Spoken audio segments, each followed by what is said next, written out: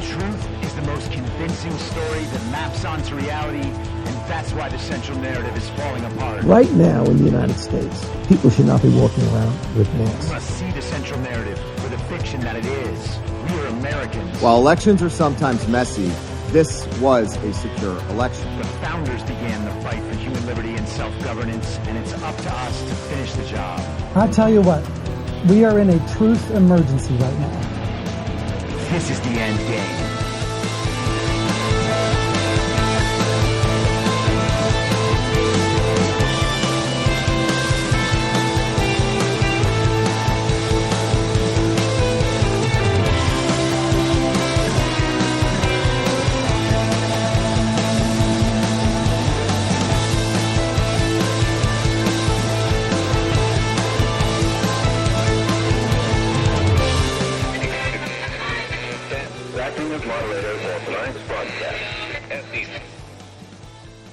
It's Tuesday, September 10th, 2024, the 1,329th day of dystopia.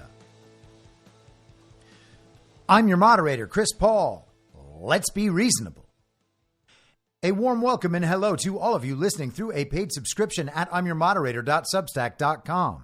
You can become a paid subscriber for as little as $50 a year or $5 a month. And in doing so, you will get the ad-free experience. You'll be able to participate in the conversation over on Substack, and you'll be invited to the interactive live stream every Wednesday afternoon. And if you can't or you simply don't want to, continue listening to the podcast for free on a wide variety of podcast platforms and, of course, Rumble. All I ask is that you share it with your friends. You can find the links to the podcast, the writing, the social media, and the merch site by visiting linktree.com/I'mYourModerator. Anyone who understands the roller coaster we've been on these past few years knows we haven't reached the end yet, and there may still be hard times to come. And as we add $1 trillion to the national debt every 100 days, we could be headed for some shaky financial times. If you're like me, you're figuring out how to diversify and make sure some seeds are planted for whatever may come. And that's one of the many reasons I think Bitcoin is part of our future. But it's not only about money. Bitcoin looks to be a critical part of the next generation of technology, communications, energy, verification, and even national defense. I'd encourage everyone to do their research and do it now. And if you're convinced of the likelihood that Bitcoin is an essential part of our future, then you'll need an on-ramp. I recommend River. River empowers you to grow your portfolio without any unwanted surprises and eliminates third-party custodians, putting you in control of your assets. Open an account with no minimum purchase requirement. You can get your Bitcoin journey started with just $1. Visit partner.river.com/reasonable to create your River account today. That's partner.river.com/reasonable. Now, I know that many of you out there understand the need to diversify assets, or maybe you're looking to protect your retirement savings, but you're not quite there yet on Bitcoin, and you feel better about precious metals. I get that too. I think going in multiple directions is wise, and I do that myself. And when it comes to buying precious metals, you want to be working with a good company, and that's why I've partnered with Goldco. Goldco is a 6-time Inc. 5000 winner, 2022 Company of the Year, and they've helped people like you and me place over $2 billion in gold and silver. And I have gotten silver from Goldco. And right now they're offering my supporters up to $10,000 in bonus silver while supplies last. Don't pass this offer up. Go to reasonablegold.com now. This is your opportunity to protect you and your family from an out-of-control government before it's too late. So don't wait a second longer. Take action today. Click on the link in the podcast notes or go to reasonablegold.com now and get your free gold kit, your free IRA kit. You'll be glad you did.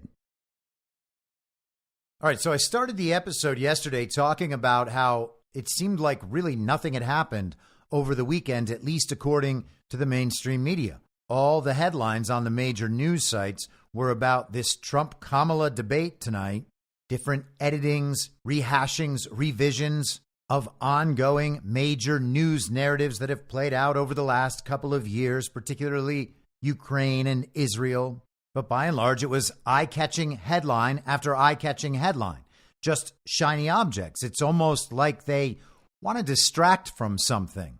And I'm not saying that there's nothing to any of these stories. 10 years ago, they each would have been talked about for days.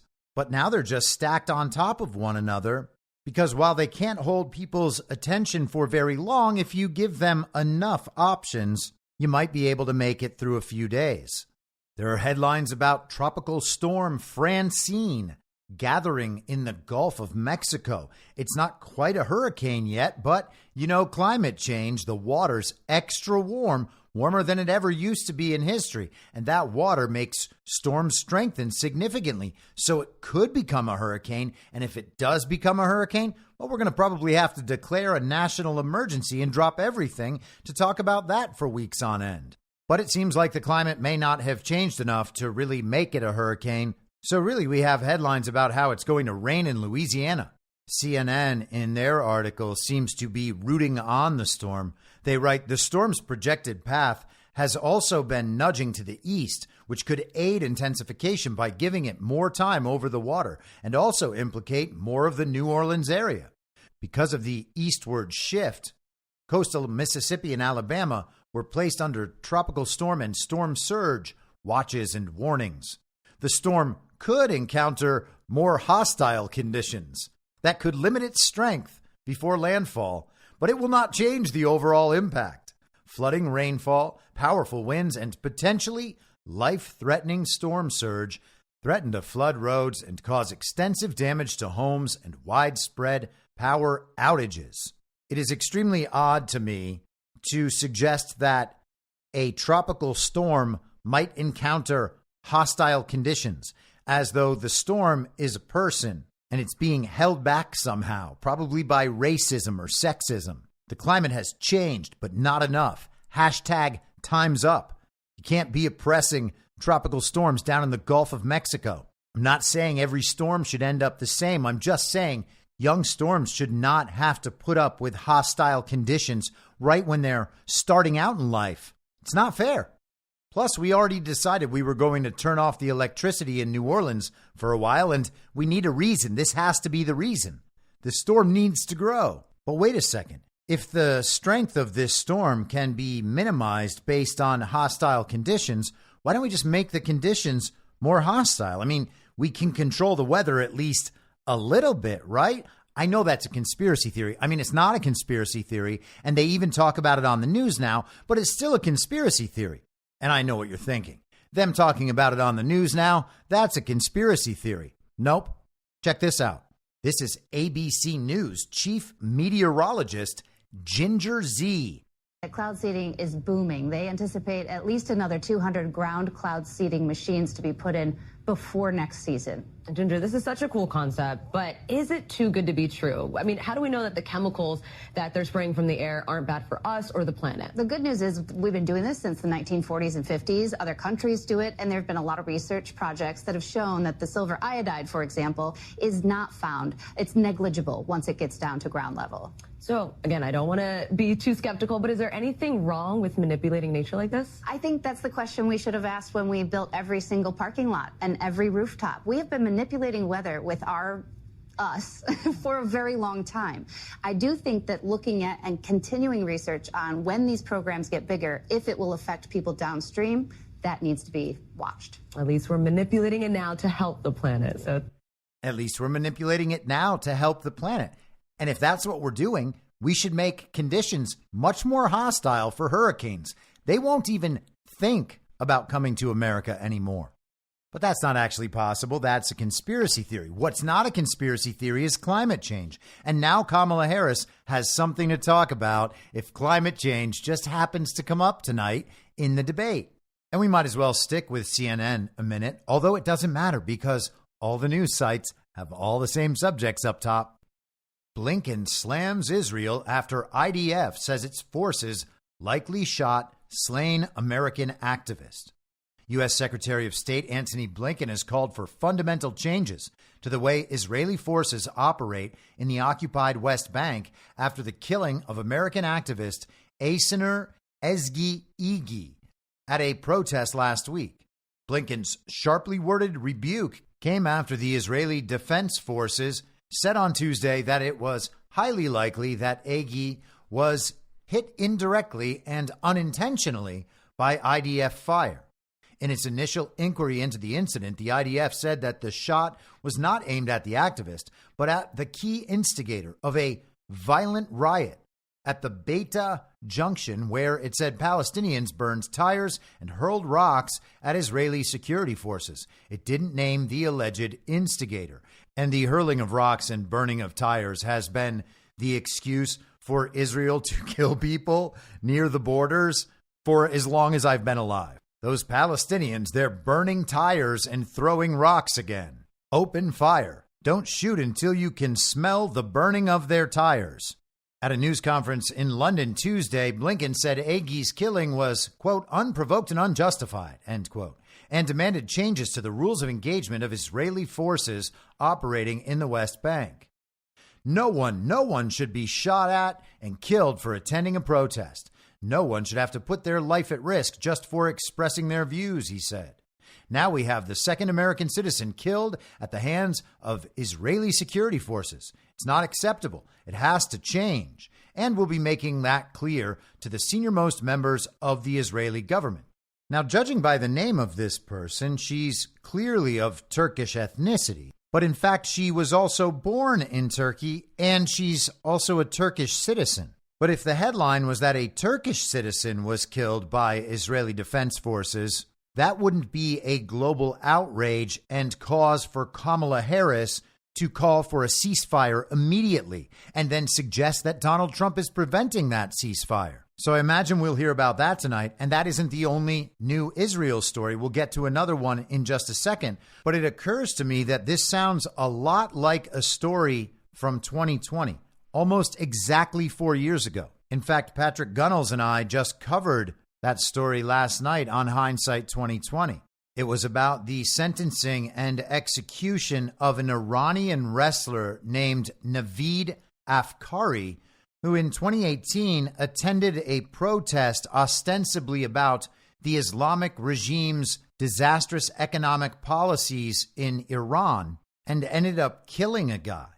From CNN's coverage back in 2021, updating the story a year later, they write, according to the official version of events, Afkari killed Hassan Torkman, a water company security employee, during a protest in Shiraz on August 2nd, 2018. Initially, Afkari confessed to the crime, but in court he retracted those words, arguing that he had been tortured during his interrogation by, quote, men with hats, glasses, and masks on, end quote, and that a false confession had been forced out of him. His supporters say that a trial was devoid of any compelling evidence, and in fact, the only video evidence available from a closed-circuit television camera would have been more likely to prove his innocence. Afkari's attorney, Hassan Younesi, told the Center for Human Rights in Iran that there is no visual evidence of the moment of the crime, and the film presented in this case shows scenes an hour before the time of the murder. An audio recording was made in the court and leaked by human rights activists. In it, an agitated Afkari, speaking in a high-pitched voice, can be heard pleading with the judge, who seems to have little interest in giving him a fair hearing. Such recordings of court proceedings are extremely rare in Iran, and whoever made it and released it would have done so at great personal risk. And if you're thinking, hey, that whole thing sounds like an op, yeah, you're right. That whole thing sounds like an op. A whole bunch of completely unlikely circumstances all coming together at the same time. And it just turns out that then this man, Naveed Afkari, was made into a global cause. The cause was taken up by a reporter named Masih Alinejad, who lives in America after being exiled from Iran. She is a 100% Zionist global regime stooge and has won many awards for it. You see, you can't just go around claiming atrocities. You need a real professional operation. You got to get the lawyers involved, the human rights groups, some NGOs, some media outlets, and some star journalists. And it sounds like we have the makings of that here. And because of that, and because it's on the front pages everywhere, which is awfully strange for a bunch of media outlets who have promoted the official story within the central narrative about Israel, about the paragliding go-kart incident, to now be making major headlines out of Israel's own defense forces killing an American Turkish dual citizen. But you see, they really need to get a ceasefire into the narrative as fast as possible. And you need to sell the idea that both sides are still slaughtering innocents so that the ceasefire is immediately necessary. Kamala Harris will almost certainly call for a ceasefire and talk about how she and Joe Biden have been working relentlessly for a ceasefire. In fact, Secretary of State Antony Blinken was just over there this week. And you know what's preventing a ceasefire? Oh, that mean old Donald Trump. It doesn't matter that those stories from a few weeks ago about how Donald Trump was delaying the opportunity for a ceasefire because it would provide him with some electoral benefit were totally made up. That is irrelevant. People remember them happening, which means that in the collective normie mind, the mind of those who are addicted to the television, this one's on Donald Trump. Because if it weren't for Trump, surely Biden and Harris would have gotten the ceasefire that they have just started recently demanding after promoting the war for a really long time. Also, isn't it strange that they're not calling for a ceasefire in Ukraine? And before we move on, just one more thing to add from that Navid Afkari story. Donald Trump had sent out a tweet about it, asking the Iranian regime not to execute Afkari as a favor to him. And that didn't work, but it did work to immunize Donald Trump from whatever responsibility the media would have heaped on to him had he done nothing. You know, of course, that Donald Trump is one of the worst human rights violators of all time, according to these people. So if they create a human rights atrocity story and Donald Trump doesn't immediately take the side of the so-called oppressed, then Donald Trump's responsible. That one tweet immunized him from that claim. He uses that tactic pretty regularly. But at the end of Fox News' article about this incident from September 1st, 2020, with the headline, Iran imposes double execution on champion wrestler for peacefully protesting regime, and yes, they were going to kill him twice, the article includes comments, a statement from the Simon Wiesenthal Center in Los Angeles. It's a human rights organization, they say. They called the planned executions the horrific Iranian regime at its brutal worst, and followed by saying, world leaders led by Germany, France, and Japan should tell Ayatollah to cancel these death sentences or lose your economic lifelines. Imagine that. Some globalist so-called human rights organization in Los Angeles threatening Iran with what? Sanctions? Being cut off from global finance if they execute this guy for murder? I mean, first, that requires us believing that there's no way he actually just murdered that guy and confessed to murdering that guy because he murdered that guy. We have to simply take the media's word for it on the basis that, yeah, Iran is really, really bad. Wiesenthal is a very famous Nazi hunter who was one of the characters portrayed in a recent Amazon series starring Al Pacino. And of course, as a Zionist from around that time, he's also accused of collaborating with Nazis, as the Zionists did around that time. But hey, he sounds like a hero, and if his center is accusing Iran of atrocities, well, it's got to be true based on the name on the building. This is also from CNN. Dozens of casualties and more feared buried in Israeli airstrike on Gaza humanitarian zone targeting Hamas militants. Whoops. Going for the militants hit another humanitarian zone. How does it happen? An overnight Israeli airstrike on an area that Israel itself had designated as a humanitarian zone for displaced people in southern Gaza killed and injured dozens of Palestinians, according to local officials in the besieged enclave. Israel said the operation targeted Hamas fighters there. At least 19 bodies arrived at hospitals from the humanitarian zone in Al-Mawasi. Earlier, Gaza's civil defense said 40 people had been killed, though the reason for the discrepancy in the two figures was not immediately clear. More than 60 were also wounded in the strike. But don't worry, because the IDF said everything was successful. Back to the article. The IDF said Monday evening it struck significant Hamas terrorists who were operating within a command and control center embedded inside the humanitarian area. And you know how they do. They use human shields. They're terrorists. They're not the good guys.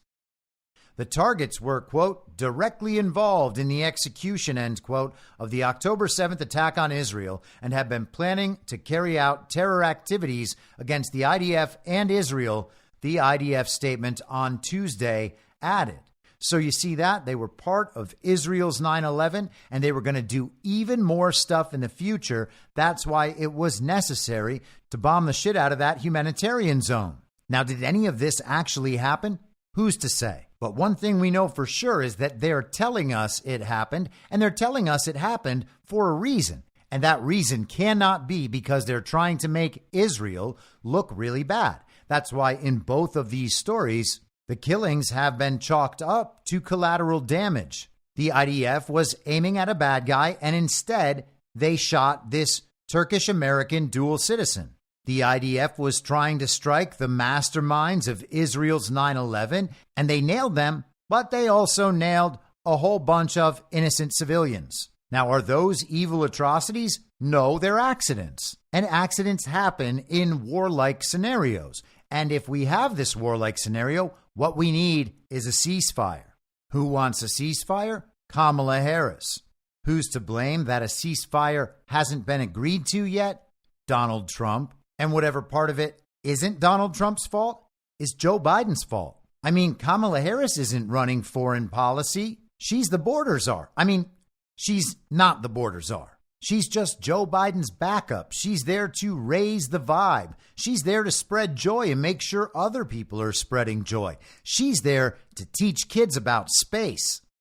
So what is the most surprising thing you found about being vice president? There have been a lot of things because I've never been vice president before. So there are many new things. But I'll tell you one of the things that I'm really excited about, and one of the reasons for our visit and the time we're going to spend time together today is the Space Council. My mom was a scientist, so she would take us to the lab with her, like on the weekends and after school, because she had to work long hours. And I just love the idea of exploring the unknown. And then there's other things that we just haven't figured out or discovered yet. To think about so much that's out there that we still have to learn.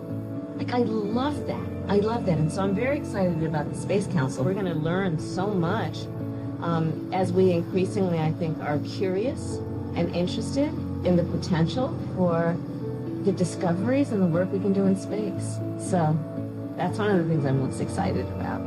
But the other, you guys are going to see, you're going to literally see the craters on the moon with your own eyes. Oh my goodness. With your own eyes, I'm telling you, it is going to be unbelievable. And if you're teaching kids about space, you cannot possibly be expected to negotiate a ceasefire between Israel and Palestine, these two longtime enemies. I mean, she could get a ceasefire if she was president. She can't do it as vice president. That's Joe Biden's job. And besides, Donald Trump is stopping her. But if you make her president, either before the election or, of course, after, then someday she might get a ceasefire. Or it could just be that she's saying she wants a ceasefire right now because otherwise no one would even believe she could win the left. The media and pro-Zionist politicians actually have to combine in saying mildly bad things about Israel just to maintain their credibility on the issue and to keep the controlled opposition dynamic intact.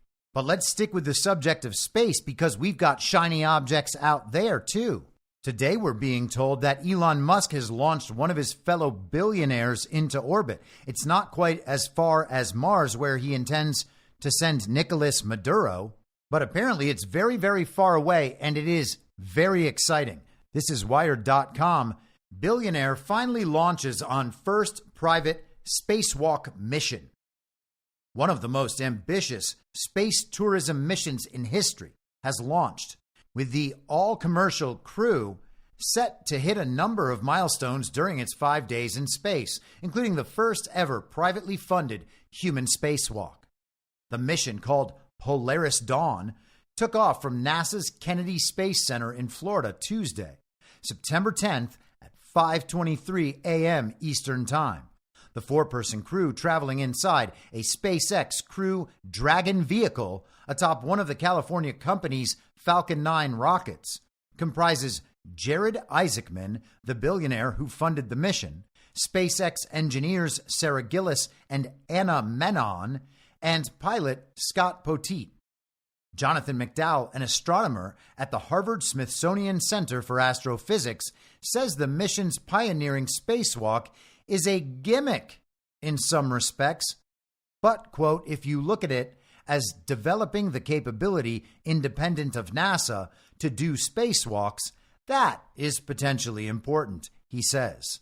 And I don't know how people from Harvard can just go around calling space stuff a gimmick. This is extremely serious science. If we are ever going to escape this earthly cage and thrust ourselves outward into that black infinite void, hoping to find new life on the uninhabitable desert of Mars, we're going to need to be able to at least do a spacewalk, and no one has done a spacewalk in 52 years for some reason. It's not because they can't. It's not because they can't. It's because they don't want to. It's because they're not in the mood. They haven't showered, and they have a little bit of a headache. Plus, they're tired from work and maybe feeling a little cranky. It just wasn't time for a spacewalk. But I'm sure they'll make it up to us. Let's keep hearing more about the science. Initially set to launch at the end of August, Polaris Dawn was pushed back first due to technical concerns and weather, and later because of a botched landing of another Falcon 9 rocket, which resulted in the FAA temporarily grounding the Falcon 9 fleet. The crew remained in quarantine for the duration, but kept busy with additional training. Yeah, you don't want a bunch of spacemen catching a cold before they blast off. Post-launch, the Crew Dragon spacecraft was placed into an orbit that will take it as high as 1,400 kilometers above the Earth's surface, making this the farthest astronauts will have traveled from Earth since the Apollo 17 mission to the moon in 1972, and the highest altitude ever achieved by a woman. Wow! This is the farthest humans have traveled since the last time humans walked on the moon, Isaacman said in a pre-launch briefing at the Kennedy Space Center on August 19th. And that's strange. Is that the most interesting thing he's said? Because they already told us that. Isaacman, the CEO of the U.S. payment firm Shift4, flew to space previously in September 2021 on the Inspiration 4 mission.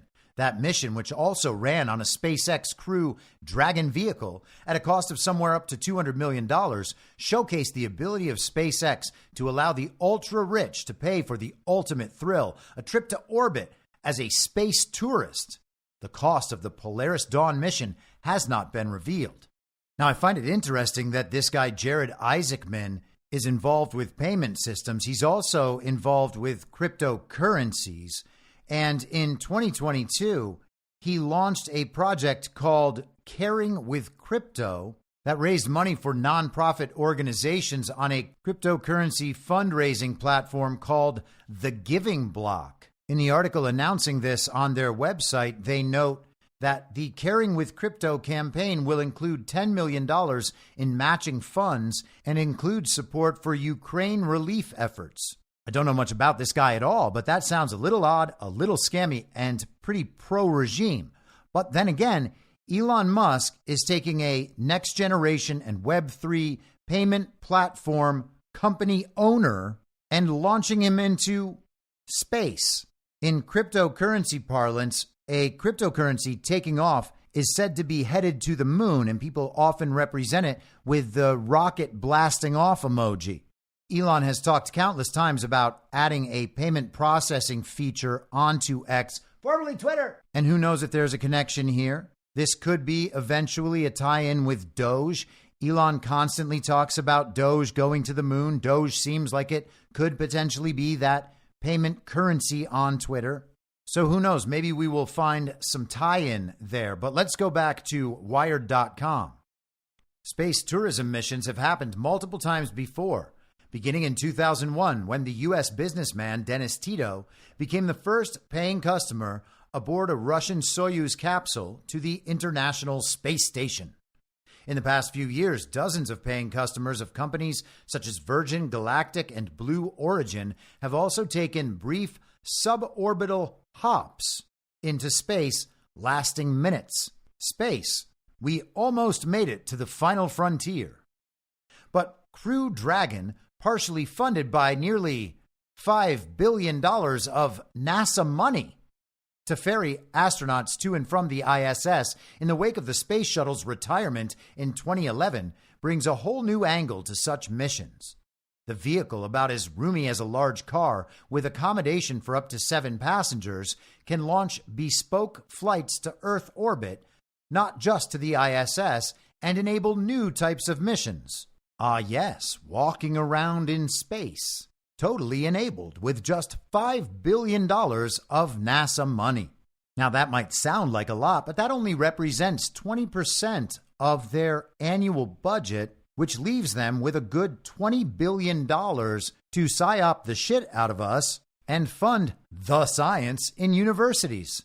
NASA, I mean, sure, Nazis started it, but without them, we will never escape this earthly cage. And I'm just saying that metaphorically, of course. Everybody knows we can go to space anytime. I mean, not in the last 50 years, but besides that, anytime. From now forward, anytime we want, we can go to space. I mean, hopefully. Hopefully everything with this mission goes just fine and nothing crazy happens. And the video we get of this very real event won't look like it was created by AI at all. There's no way it's all being done in some Hollywood film studio. We know that the actors, travelers, are all on board the rocket because they quarantined for weeks since the last time. Isaacman is working to make commercial spaceflight about science and exploration and to dispel the notion that it is just thrill-seeking and adventure tourism, says Jordan Bim, a historian of science at the University of Chicago. Earlier this month, SpaceX also revealed that it would launch a first-ever mission over Earth's poles, not featuring Isaacson, on Crew Dragon in late 2024. Man, I can't wait to see them go over the South Pole. It would be pretty cool to see them go over the North Pole as well. I wonder if we'll get any actual video of that. Oh, we won't? Ah, darn. Well, at least NASA will be able to provide imagery of our special blue ball. SpaceX's goal is to use these missions to kickstart its own era of human spaceflight. Elon Musk, the company's CEO, has made no secret of the fact that his ultimate goal is to make humans multi-planetary and send the first people to live on Mars in the coming years with a large new rocket his company is developing. Called Starship, the rocket is already contracted with NASA to begin human landings on the moon in 2026. To that end, Polaris Dawn is designed as an early foray into the more ambitious private human space flights, with the mission delayed from an initial planned launch date in November 2022. Also intended to raise millions of dollars in charitable funds through sponsorship deals and donations for the St. Jude Children's Research Hospital in the U.S. The crew went into quarantine a week before the launch to ensure they remained healthy ahead of the flight. Well, hey, at least they're doing this whole thing for a really good cause. It's been delayed 2 years, but now it's finally here. The anticipation only makes it feel more real. The attempt at the high orbit of 1,400 kilometers will occur just hours into the mission, and it is intended to eclipse the record for the highest non-lunar orbit of Earth, set at 1,370 kilometers by NASA's Gemini 11 spacecraft in September 1966. So except for the times that we totally, absolutely, definitely went to the moon, this will be the highest space flight ever, even higher than the one that set the record 58 years ago. Technology advanced at unheard of speeds over the course of that 60 years, except when it comes to launching ourselves into that black infinite void, finally escaping this earthly cage and finding our true hope and inspiration somewhere in the nothingness as we hurl ourselves toward that desert wasteland millions of miles away where we can finally live our best lives. once and for all escaping the impacts of climate change and landing on a planet whose climate we will absolutely have to change in order to live anything approaching some kind of normal earthbound life. But hey, the simulated Mars landscapes that they film in the deserts of Arizona and New Mexico sure do look like great tourist locations. The flight will touch the, quote, inner regions of Earth's Van Allen radiation belt, said Menon, one of the women, in the briefing. And gotta tell you, that chick sounds a little aggressive. We already made it clear that it wasn't that we couldn't go to space. It's that we don't want to right now. It's been a long day at work. I've had a headache. I think maybe I'm even coming down with a sore throat. I can feel a tickle in the back somewhere. You don't want that. You just don't want that. It's not that I can't go to space. It's just that, I don't feel like maybe it's the right time. I'm just kind of not in the mood. And then she just goes around touching the inner regions of Earth's Van Allen belt. Desperate much? The peak of the spacecraft's orbit will then be lowered to 700 kilometers. On the second day in space, the crew will prepare for the spacewalk, which will include readying their sleek new extravehicular activity suits designed by SpaceX. On the third day, the spacewalk will be attempted. Although not confirmed, Isaacman and Gillis are believed to be the two crew members who will actually leave the spacecraft's hatch and enter space. However, the entire spacecraft will need to be depressurized, and the whole crew will be suited with a pre-breathe protocol needed to remove nitrogen from the astronauts' bodies to reduce the risk of decompression sickness, Gillis said in the briefing, noting that the crew had spent 2 days at NASA's Johnson Space Center in Houston to prepare for the process. Man, you can learn that in 2 days? I didn't even know that was a thing. We've been watching Hollywood space movies for 50 plus years, and I've never seen anything about this pre-breathe protocol. But hey, I guess I believe them. They were training to do it for 2 days, and I can't prove that's not what they were doing. Separately, the team have also trained for thousands of hours for the mission, including in simulators, have completed physical training, and have worn the suits for more than 100 hours on the ground. No way. Isaacman and Gillis will not detach from the spacecraft and float freely in space. However, they will fully exit the craft using a series of rails dubbed Skywalker. Oh, man. Installed at the hatch, while remaining attached to the vehicle with a 12-foot-long tether. The duo will remain in contact with Crew Dragon, but will have a hands-free demonstration where only their feet are touching, said Isaacman. Leroy Chow, a former NASA astronaut who performed 6 spacewalks, says the duo can expect to see a spectacular view of Earth and the horizon that is immensely better than looking through the spacecraft's window, along with a flood of emotions.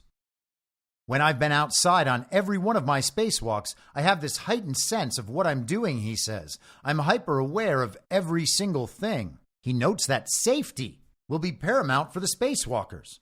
My advice would be to triple check everything, go slow, and enjoy it, he says. You want to make sure your tether's attached. Getting flung out into space is every spacewalker's worst nightmare. That's the secret fear of all spacewalkers, whether we admit it or not. Now, hopefully, we will not see any billionaires or that lady who's trying to grab the inner regions of Earth's Van Allen belt fly off into space. Nobody wants to see that. I want to see them be moved safely from their quarantine to wherever they intend to pretend they have landed. Like a magic trick where the magician makes his pretty assistant disappear and then reappear in the upper deck in the back of the theater. How did she do it? Back to Wired. The spacewalk, which will be live streamed to Earth on X, is expected to last about 2 hours. A number of scientific experiments will also be conducted during the mission, including tests on how humans react to short-duration space flights like this, as opposed to months-long stays on the ISS, such as that of the 2 NASA astronauts who found their 8-day trip on Boeing's Starliner become an 8-month stay due to problems with the spacecraft. Yes, we are actually doing Gilligan's Island in space on television this year.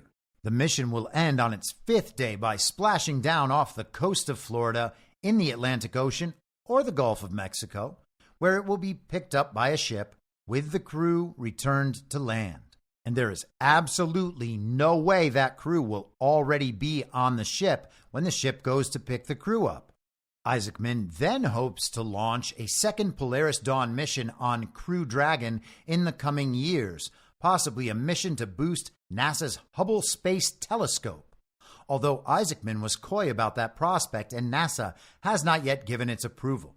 The Polaris program will end a 3rd mission that will be the first crewed flight of Starship.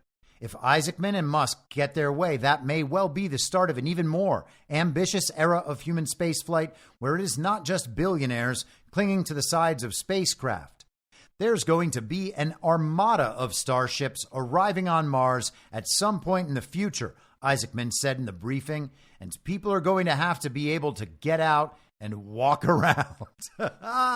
Imagine traveling all the way to Mars and then being stuck on the rocket like, oh man, now we got to go back. Oh wait, we can't go back because we don't have the space station here on Mars required to launch us back? Well, then I guess we're stuck here. Thank goodness we have this armada.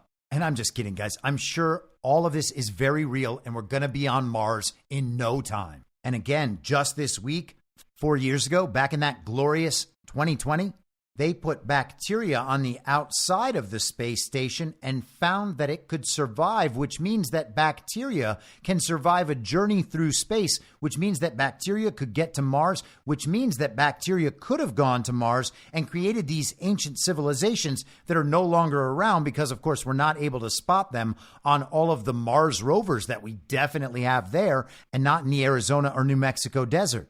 And that means that life is at least possible on Mars, and that means that we could get to Mars someday and then have life there. We know all of that because there were bacteria on the outside of the International Space Station, and oh yeah, they named it Conan the Bacterium because of how strong it was. Such fortitude. So apparently they're going to attempt this on Thursday. Tomorrow, remember, the itinerary says they're going to be preparing for the spacewalk, which includes readying their sleek new extravehicular activity suits designed by SpaceX. On Thursday, though, they're going outside, and oh, will the world be watching. No one has gone for the inner regions of Earth's Van Allen belt in 50 years, so they're a little out of practice. It's hard not to get too excited about a mission like this, but hopefully they can restrain themselves. Otherwise, it'll be over before it even happens. More shiny objects? What do you say? Let's go to the New York Post. This is from yesterday. Cuomo aides knew his nursing home mandate would be great debacle. Helped government edit report that deflated deaths. House COVID panel finds. And this is coming just ahead of the Andrew Cuomo hearing being hosted in the very real, very legitimate House of Representatives today. Oh, they're going to get to the bottom of this one.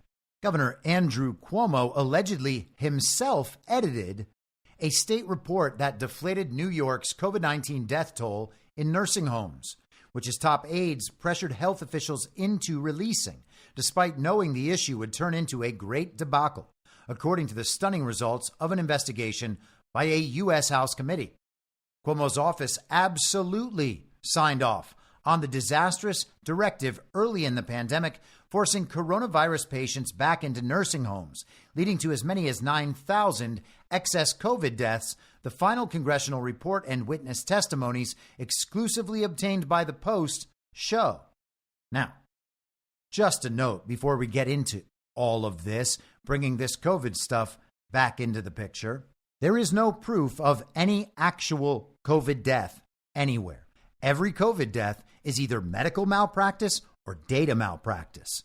First off, they don't know what COVID is. COVID could just be a story. I'm not saying no one got sick around that time, but people get sick around all times. I supposedly had COVID in late 2021, but it felt exactly like a Herxheimer reaction. But even if we grant that there was an actual quote-unquote COVID virus, the tests don't work, and they can't work. And even if they could work, they weren't even being run properly. In addition to that, the government was incentivizing the recording of COVID cases.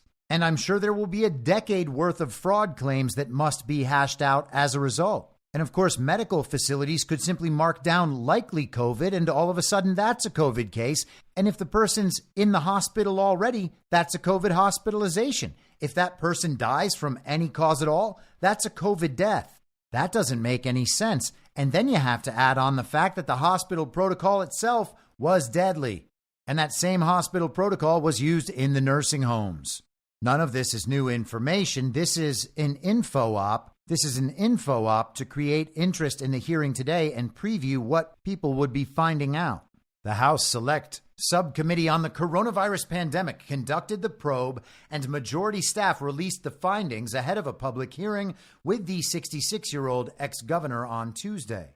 The investigators accused Cuomo in a memo Monday of making demonstrably false statements as part of a cover-up, citing conflicting testimony from his top aides. This is going to be the great debacle in the history books, wrote Cuomo aide Stephanie Benton in a June 7, 2020 email about the nursing home death count. Don't you see how bad this is? Or do we admit error and give up? 4 of Cuomo's aides told House investigators they believed the email from Benton was likely dictated by the governor himself. Within hours of the missive, New York Health Commissioner Dr. Howard Zucker received quote-unquote talking points that were used to draft the audit on the nursing home deaths, which was released on July 6th and excluded out-of-facility fatalities. And I have a feeling the New York Post should have written edit there. The 3-term Democrat and his inner circle reviewed and edited the State Department of Health report that vastly undercounted the fatalities, according to the documents. According to Cuomo's then director of operations, Jim Malatras, who served as a member of the governor's COVID task force, top aide Melissa DeRosa laid out the points that she wanted to have touched upon in the report. Malatras said, "The report I was editing had the total number of fatalities in all the charts until Miss DeRosa intervened.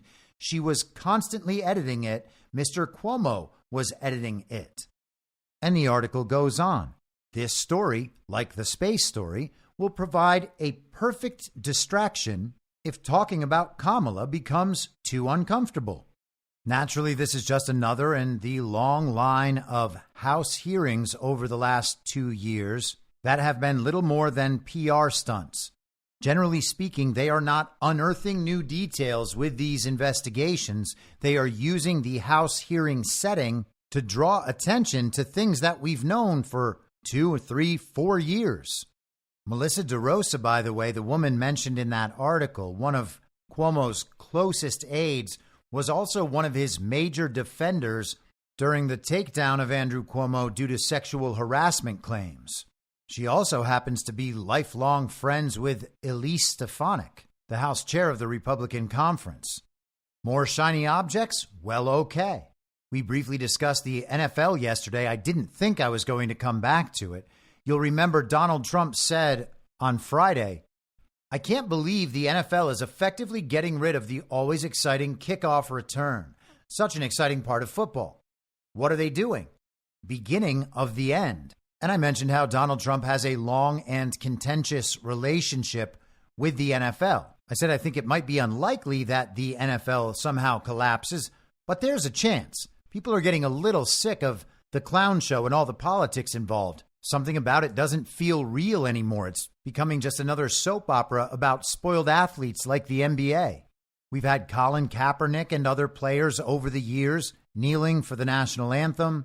They followed ridiculous COVID protocols even after college football had already opened up. And for years, they had the phrase "end racism" painted onto the back line of the end zone. The whole project has become cringeworthy, and the Damar Hamlin nonsense last year didn't help. But it seems like as the games were about to start on Sunday, we nearly got an all-new BLM featuring Miami Dolphins star wide receiver Tyreek Hill.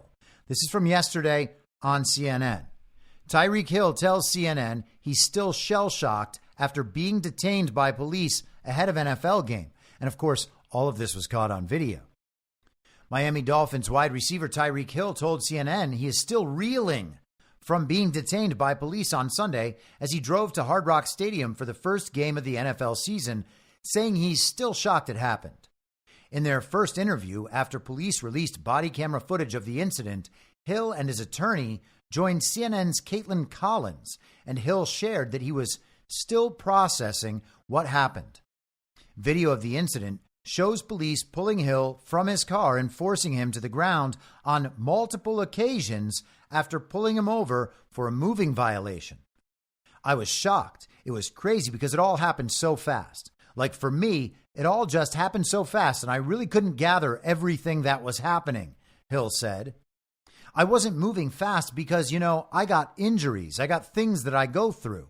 I play a physical sport. I've been doing this for a moment now, man. So I'm dealing with some stuff. So I guess the officers, they felt like I wasn't doing it on their timing, he added. I was doing it, but I'm still kind of shell-shocked from it. I'm embarrassed. And so he's asserting essentially that because of his injuries, he wasn't getting out of his car quickly enough. The officers got upset with him, and that's when things got out of hand. It was their fault for not understanding that he's had a bunch of football injuries. On Monday, the South Florida Police Benevolent Association defended the actions of the officers involved, highlighting that Hill was never placed under arrest. The association said Hill was not cooperative and that officers were working in the interest of their own safety. Hill disputed the police union's account of what happened, saying that he had handed over his identification, but just didn't want to keep his window rolled down as fans drove past him to the game.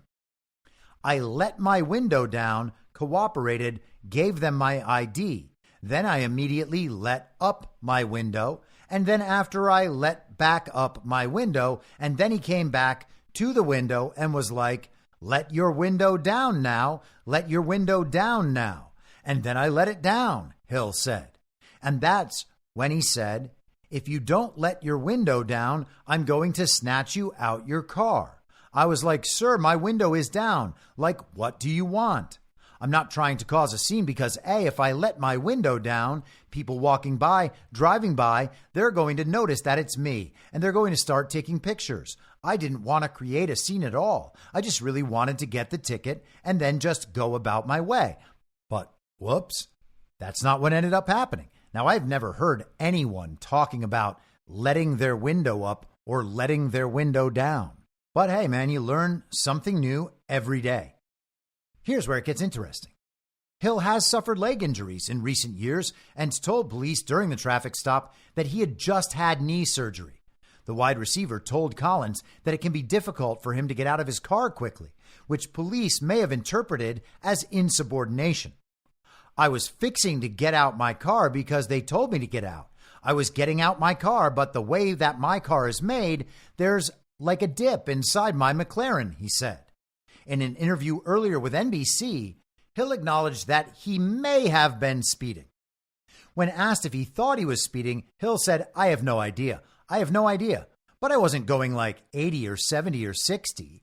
It's surprising to me that I got pulled over. And so he was on a city street. I don't know what the speed limit there is. I don't know that he was speeding, but there are rumors that he was going 50 miles over the speed limit.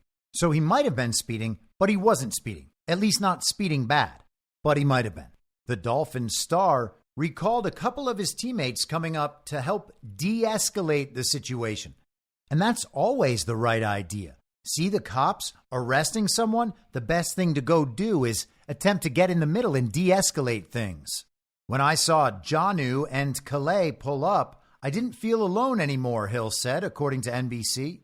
They ended up handcuffing Calais for just being 6'8", I think. But it was crazy. It was crazy how that same officer who took me down handcuffed Calais for just standing on the side. Hill said he is trying not to think about what might have happened to him if he weren't a famous football player. If I wasn't Tyreek Hill, worst case scenario, we would have had a different article. Tyreek Hill got shot in front of Hard Rock Stadium. That's worst case scenario, Hill said. It's crazy that me and my family had to go through this. Yeah, imagine how that would have been if a football star got shot right outside his stadium. That would have been absolutely crazy, especially because he was doing nothing and he was going along with the officers, whatever they said, except for the whole thing about the window and getting out of the car, because he didn't want to get seen by fans. He didn't want anyone taking pictures of him.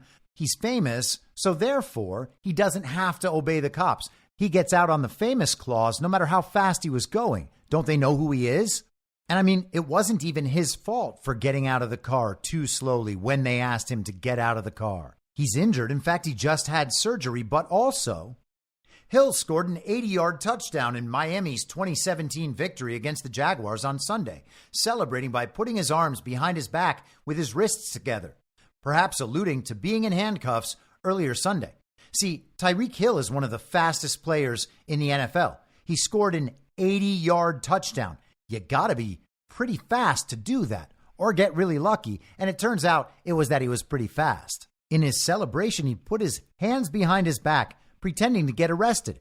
Everyone's going to see that. You got to learn how to laugh and have a good time, Hill said. Man, whenever people think you're having a bad situation or having a low moment, I always try to find the good in every situation. That's one way I'm able to stay so strong-minded as a young male. Well, as a young black male. Now, Hill is saying that he couldn't get out of the car because he recently had knee surgery and he wasn't moving that quickly. And then not too long after that, he just raced some of the most elite athletes in the world and won. He essentially created a situation where he would be seen to be manhandled by police officers as a young black male. This is just what young black males have to go through when they're worth tens of millions of dollars. And it's good that we're having this conversation about police officers and black men getting stopped in their cars. We haven't had this conversation since 2020. And before that, it was since like 2016. This sort of thing happens like every 4 years. Police, they just chill out for a while and then something crazy happens.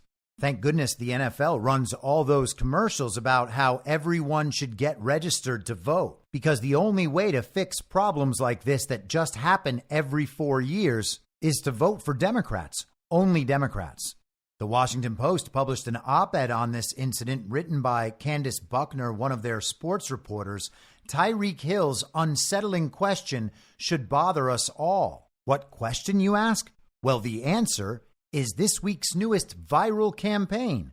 What if I wasn't Tyreek Hill? You see, when a question like that is asked, you're just supposed to rely on your racial conditioning and understand that a normal black man who wasn't an NFL superstar speeding down the highway would have been shot on sight by these officers, and then we would have had to have BLM Antifa do terrorisms all over the country. From the article, after the cops allowed him to get on to his day job and after he celebrated a touchdown by imitating being placed under arrest, the multimillionaire stood on an elevated platform and addressed reporters. He had the room's attention as he recounted his brief detainment by law enforcement, and he asked, "What if I wasn't Tyreek Hill?"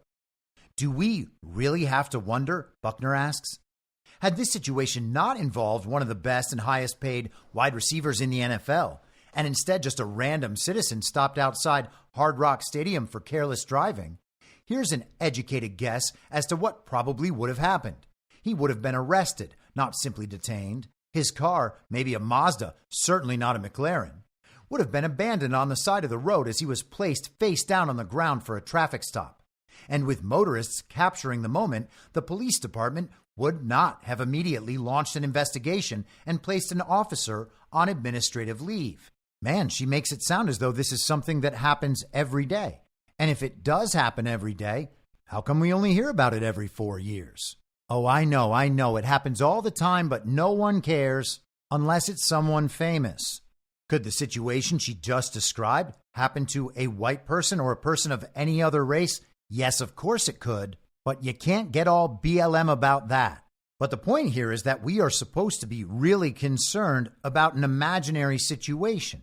This situation resolved without much harm done, nothing lasting. But if we stop focusing on what happened and think instead about what could have happened, well, then it's horrifying. The only thing that might make it more horrifying is to imagine something else that we could compare it to. And that's exactly what Buckner does.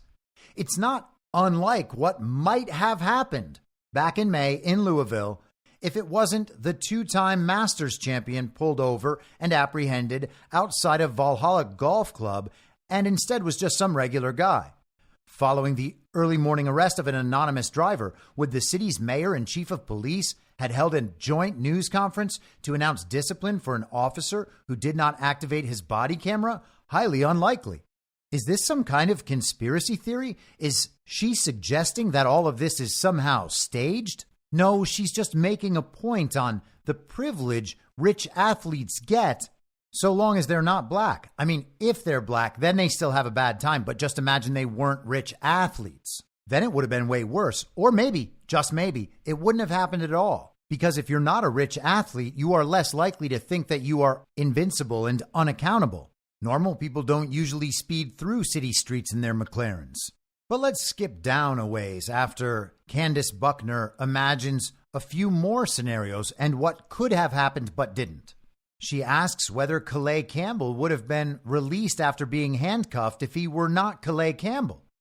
And she writes, we should know the answers to all of these questions. Very likely no. The situations would not have ended the same way. Though there appeared to be people of color among the arresting officers Sunday, a racial element still hangs over the image of Hill in handcuffs. Just as the nonchalance of his teammates makes clear, this is a real and familiar nightmare for many black men in America. He might be Tyreek Hill, but even he was grabbed by a police officer just below his neck and forced down. There's still something else. The recognition that wealth and fame can level the playing field during encounters with law enforcement, that the rapid delivery of justice becomes a bit more certain when the whole world is watching. The Miami Dolphins released a statement of their own as well. We are saddened by the overly aggressive and violent conduct directed toward Tyreek Hill, Calais Campbell, and Jonnu Smith by police officers before yesterday's game.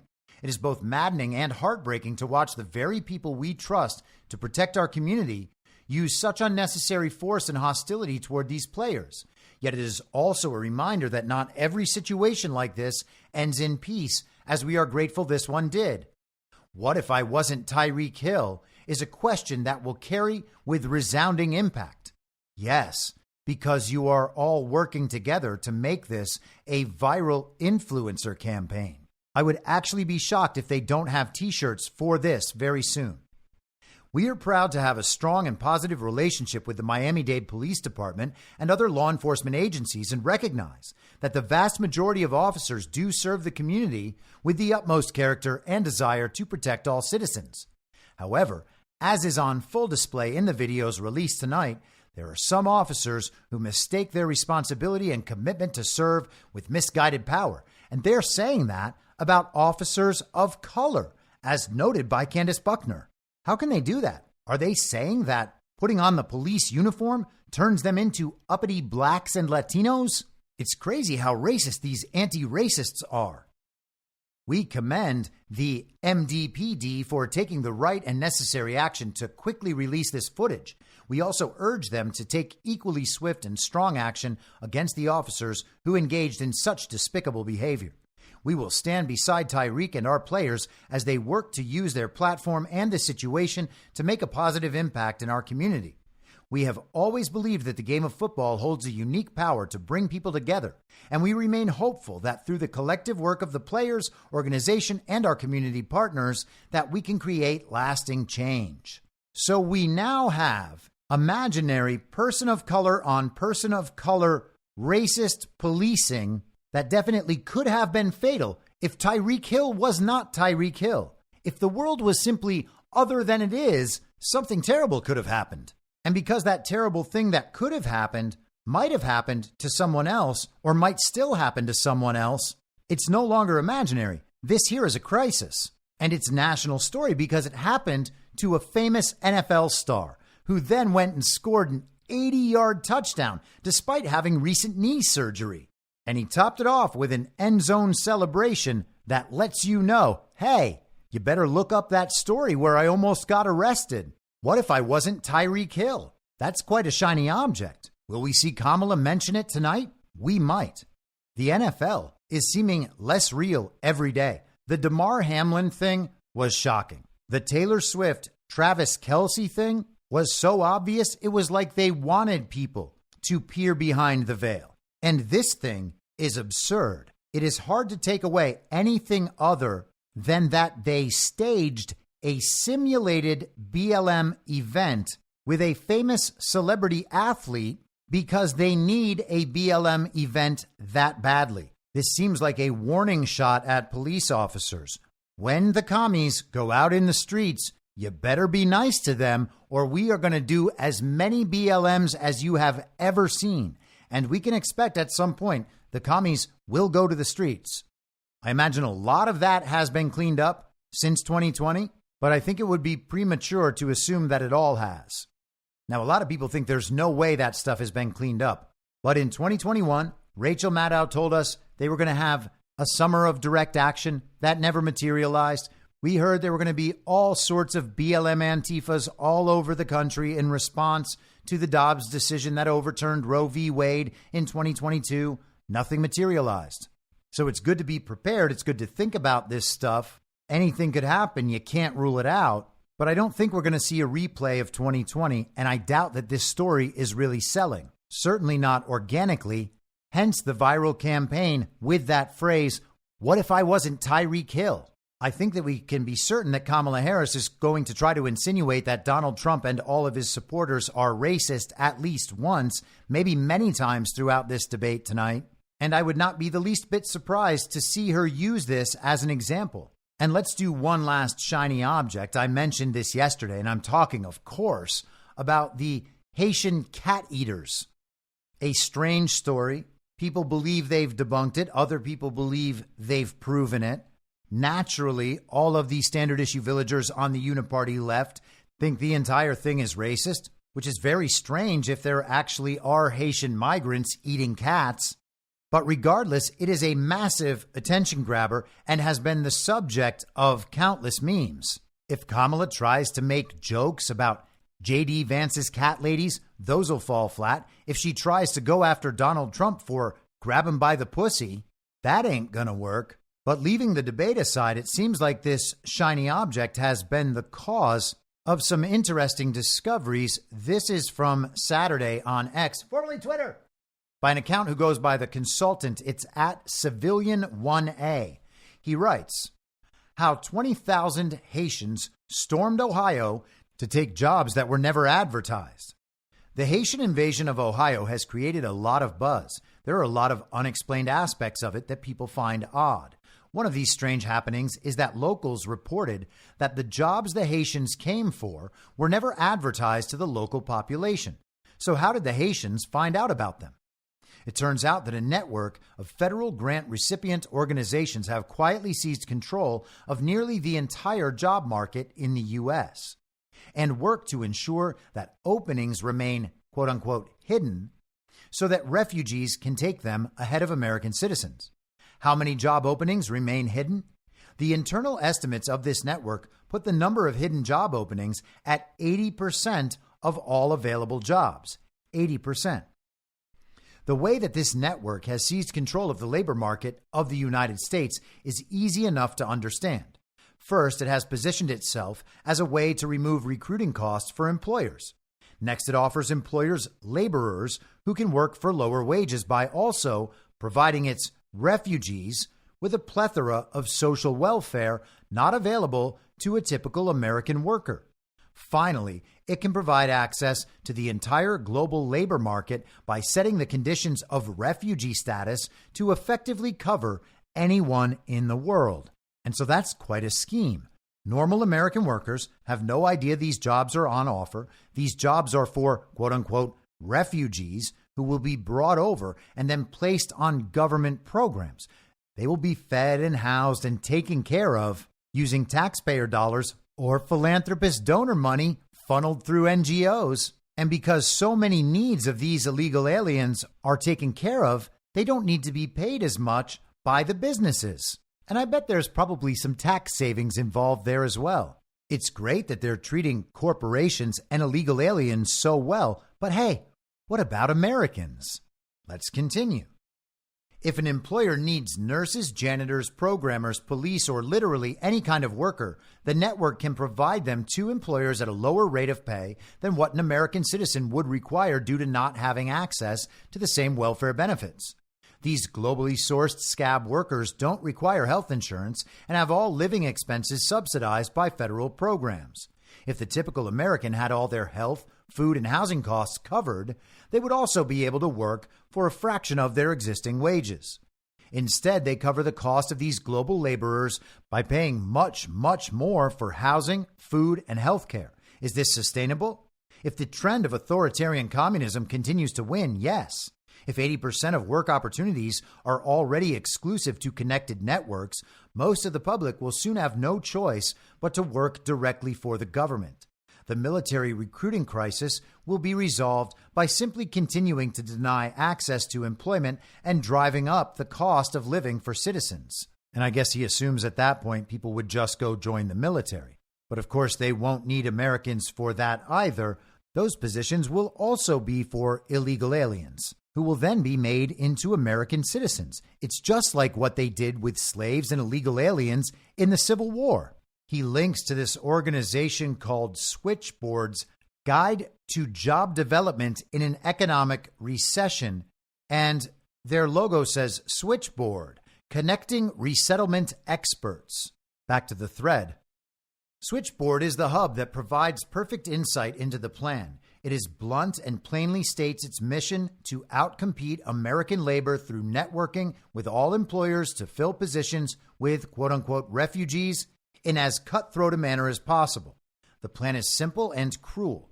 Don't even let Americans see a job opening, apprenticeship application, or social program, and instead fill every possible opening with global labor being subsidized with every possible form of social welfare. Switchboard has to be blunt because it provides technical direction to every organization in the network. Read the report. Note the explicit acknowledgement that the economy is bad and competition for work is expected to be fierce for a long time. They are literally operating a global slave trade. They recruit all around the world, bring these people into the country illegally. After who knows what happens to them on the way, they get sent off to some location where they have a job and the rest of it waiting for them. And then they are systematically exploited for their labor and their political weight. We had Venezuelan gangs taking over apartment complexes in Colorado, and now we have Haitian cat eaters exposing this situation in Ohio. The shiny object isn't worth being distracted by, but what's right behind or right next to that shiny object is usually worthwhile. We shall see if we get any cat mentions at the debate tonight. I have a feeling Donald Trump may bring up the Haitian cat eaters. I hope these commies in the media have done a good job with their debunkings because it'll probably be harder tomorrow. Now, finally, if all of this does not provide enough extraneous nonsense for you, let's get down to the debate. And as I said, it's going to be very, very real. Joe Biden, real president. Kamala Harris, real vice president. Tim Walz, real vice president's running mate. It's a real campaign coming up on a real election. Tonight is definitely going to be a real debate. And because all of that is real, you have to find some other explanation about how something like this can happen. Kamala Harris had no agenda on her website for this entire time.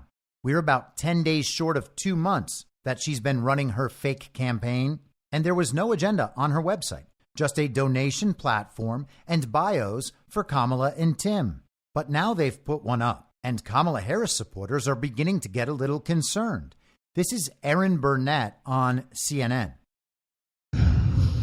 Tonight, Kamala Harris releasing details of her policy positions for the first time on her campaign website. A K-file investigation has uncovered, meantime, a 2019 questionnaire And in this questionnaire, Harris laid out some much more liberal stances, among them on immigration.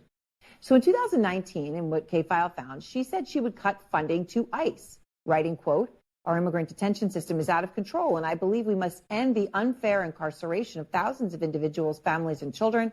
I was one of the first senators after President Trump was elected to advocate for a decrease in funding to ICE." Well, now, of course, she's touting the Biden administration's executive order to crack down on the border. K-File's Andrew Kaczynski joins me now. Andrew, that's pretty incredible on its own when you're talking about what you found here on ICE. What else did you find? Yeah, and this was a questionnaire that she filled out for the ACLU. And this questionnaire is really an interesting snapshot in time of that 2019 Democratic primary. Kamala Harris was trying to get to the left of Bernie Sanders. She was trying to get to the left of Elizabeth Warren, and you really see that in a lot of these answers. And I want to walk our viewers through a little bit of what she said. Let's just take immigration and look at what she said here. She said on immigration, she made this open-ended pledge to end immigrant detention. She said she supported taxpayer-funded gender transition surgeries for detained migrants. She also said she supported taxpayer-funded gender transition surgeries for detained migrants. She actually said she supported that. She both wrote and answered in the affirmative when she was asked this. Oh. And she said she also supported it for federal prisoners. Now, she also pledged to slash immigration detention by 50%, close all family and private facilities, and decrease funding for ICE, and then the end ICE detainers with local law enforcement. I mean, these are things that, you know, it would be hard to think that you would come up with taxpayer funding gender transitions for detained migrants, and yet this, as you say, written and verbally. You know, what else, you know, did you find? Well, let's take a look at her answer here on drugs. She got asked about the question from the ACLU was, since drug use is better addressed as a public health issue through treatment and other programming, will you support the decriminalization at the federal level of all drug possession for personal use? And Harris answers yes. Now, what would that mean? Well, it mean the federal all drug possession. That's not just marijuana, which she alluded to in her answer to this question, but it also would mean it's federal level of all drug possession, fentanyl, crack, yes. Cocaine, things like that. Yeah. Have they responded to you on her changes on these issues? So we did put this question to the Harris campaign about the entire ACLU questionnaire, and the Harris campaign didn't answer any questions from CNN. Instead, they just provided a statement from an unnamed Harris campaign advisor that just said, the vice president's positions have been shaped by 3 years of effective governance as part of the Biden-Harris administration. Now, they declined to CNN to elaborate on what those positions were. And then they also provided this statement, which they attributed to a spokesperson saying, as president, she will take that same pragmatic approach, focusing on common sense solutions for the sake of progress. So where does she stand on this, all this questionnaire today? We don't know, and they won't say. Now, I said this a few weeks ago, but it's beginning to feel an awful lot like that period before the Trump-Biden debate, when the stories about how maybe Joe wasn't the right guy for them started to come out with greater frequency. If Kamala face plants tonight and the post-debate coverage focuses on her stumbling or not having a great night, you can imagine that that process will start in quick succession. CNN didn't actually focus on Kamala's current agenda. That was all focused on a questionnaire she did in 2019. They are intentionally seeding the narrative that Kamala is as liberal as it gets. And of course, that comes on the heels of Bernie Sanders appearing on the Sunday shows, talking about how Kamala really, really was very liberal. She had only tried to moderate her views so that she could get votes from moderates, so that she wouldn't scare off anyone in the center. Now, Bernie Sanders knows better than anyone that elections are stolen, that they're not real elections. He's made this statement about Hillary Clinton and Joe Biden. And he has to do that because the rest of the time he spends talking to his supporters about how communism is good. When you push Bernie Sanders style views that aren't actually supported by virtually anyone, and then you're forced to grovel for the Democrat establishment, you're going to constantly be revising back and forth to be sure you don't lose anyone. After the totally real Kamala Harris campaign published her new agenda on her website, Breitbart published this. Embarrassing. Kamala Harris plagiarized Joe Biden's campaign policies for website. Vice President Kamala Harris's campaign plagiarized policies from President Joe Biden's campaign website, copying and pasting onto its issues page Sunday, 7 weeks after Harris entered the presidential campaign.